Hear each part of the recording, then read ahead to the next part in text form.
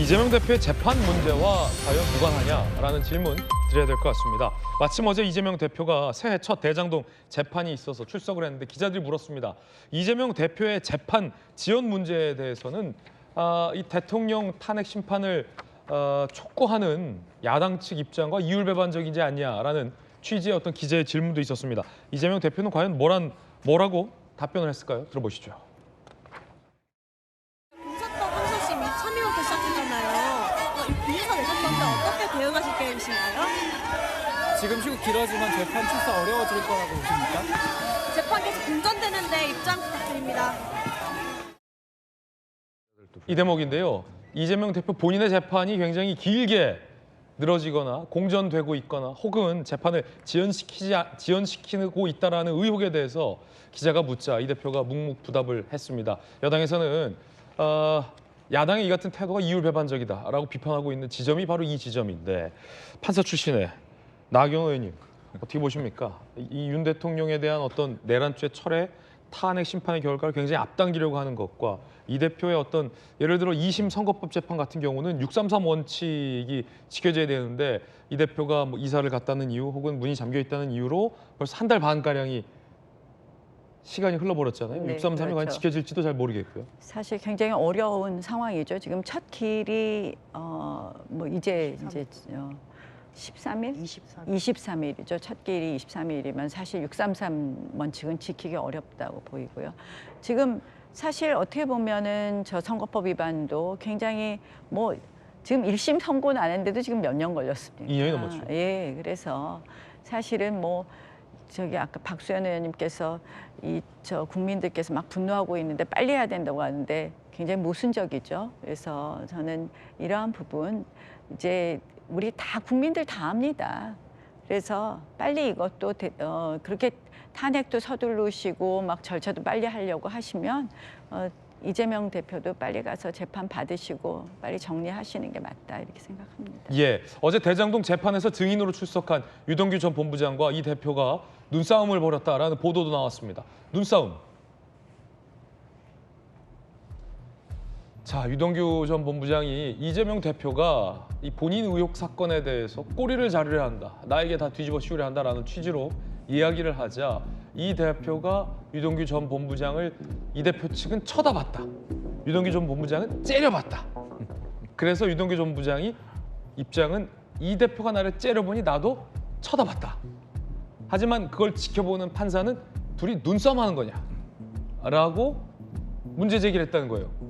이게 서로 바라봤다라고 주장하지만 판사 눈에는 눈싸움하는 것처럼 보였다는 거죠. 자, 그러자 유동규 전 본부장은 째려보기에 나도 쳐다본 거다. 왜 째려보냐? 하나도 안 무섭다. 우습다.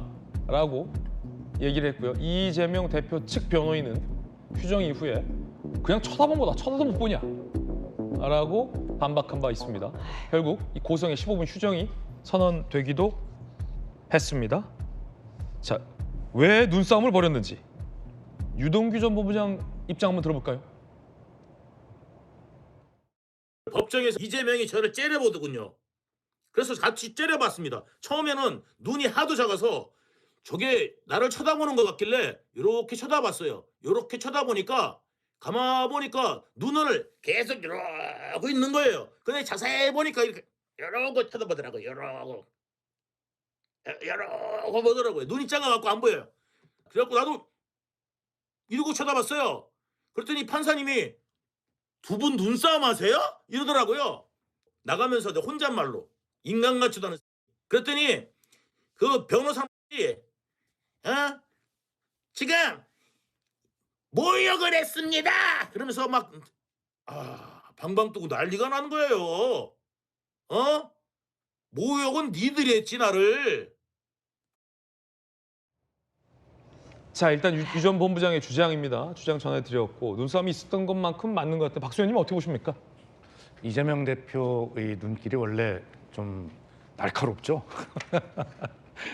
그런데 지금 이런 시국에도 이런 이야기를 참 하고 있어야 되는 게 참 안타깝습니다. 종합적으로 제가 말씀을 드리면 자, 윤석열은 윤석열이고 이재명은 이재명입니다. 차기에 대한민국의 어떤 정부를 구성하고 뭐 어떤 권력을 선출할지는 완전히 국민의 몫입니다. 그건 국민의 선택에 남겨놓는 것이고, 만약에 민주당이 지금 말씀하시는 대로 윤석열 탄핵 심판만 이재명 조기 대선 대통령을 만들기 위해서 그렇게 서두른다라고 하는 것이 국민께서 사실이라고 믿으시면 그럼 민주당이 심판받는 것입니다. 그리고 이재명 대표가 그런 어떤 심판 일정을 협조하지 않고 질질 끌면서 대선에 활용한다라고 국민이 주권자께서 판단하시면 심판받을 겁니다. 그 문제를 우리가 왈가왈부 따질 필요는 없다고 생각하고요. 그리고 정치권에서도 자꾸 이 윤석열 탄핵의 문제, 중대하게 내란죄가 됐든 뭐가 됐든 법적으로 엄청난 그런 일을 한 현직 대통령에 대한 최초로 체포되는 이러한 상황 속에서 그 잘못에 대해서 심판하는 것과 차기 정부를 구성하는 대선의 문제를 왜 자꾸 연결을 시키려고 하느냐라고 하는 것에 대해서 저희는 강하게 부정하고 있는 것입니다. 그래서 결론은 윤석열은 윤석열이고 이재명은 이재명이지 민주당은 결코 이 엄청난 잘못에 대한 탄핵이든 형사 재판이든 이 문제를 가지고 이 대선과 연결시키지 마라. 그래서 아까 박범계 의원이 평소에 박범계 의원의 용어답지 않게 정의라고 하는 말을 썼는데 그게 뭐냐면 저는 그렇게 해서 그래요. 이 잘못한 것에 대해서는 강하게 심판하는 것, 그것이 맞다라고 하는 이야기를 하고 있는 것이죠.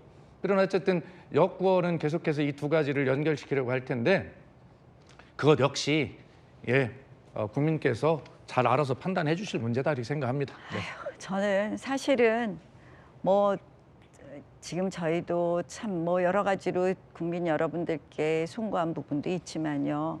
사실은 이재명 대표의 조기 대선을 위해서 얼마나 오랫동안 민주당이 그동안 정말 여러 가지를 했습니까? 뭐 이재명 대표 방탄을 위해서 국회에서 뭐 별별 것을 다 했는데 전 대표적인 것 중에 하나가 그 수많은 탄핵이라고 생각합니다. 지금은 29건의 탄핵을 했습니다. 근데 이거 해놓고 지금 대통령 탄핵부터 막 빨리 하라 그래요. 예. 다 본인 대선 때문에. 그래서 이제 내란죄도 막 빼라 그래요. 근데 잘 보세요. 저는 계엄의 헌법 위반 부분 그리고 지금 이제 이번 탄핵 사유를 판단하려면요. 그 수많은 탄핵들 아직도 헌법재판소에 계류된 10건의 탄핵에 대한 이 재판이 먼저 선결 조건입니다. 왜냐?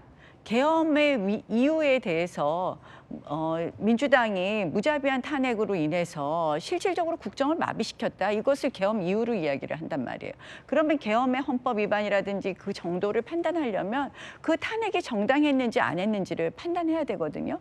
그런데 이러한 부분은 지금 헌법재판소에서 다 스킵하고 빨리 대통령 탄핵만 빨리 판단해. 그리고 지금 민주당이 엄청난 압박을 하고 그리고 이제 본인 거는 지금 저희가 지금 뭐 너무 유치하죠. 눈싸움이라는 그런 기사까지 보면서 이렇게 자꾸 본인 재판을 질질 끌고 있는 걸 봐야 되니까 참 정말 대한민국 국격이 떨어진다고 생각을 하고요.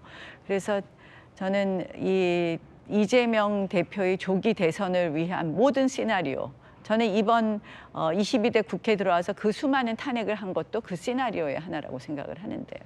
그런 시나리오에 대해서 우리가 좀 이제는 좀 이렇게 차분하게 하나하나씩 정리하면서 한쪽으로는 국정 안정시키고 한쪽으로는 이런 것을 차분히 정리했으면 하는 마음입니다. 예.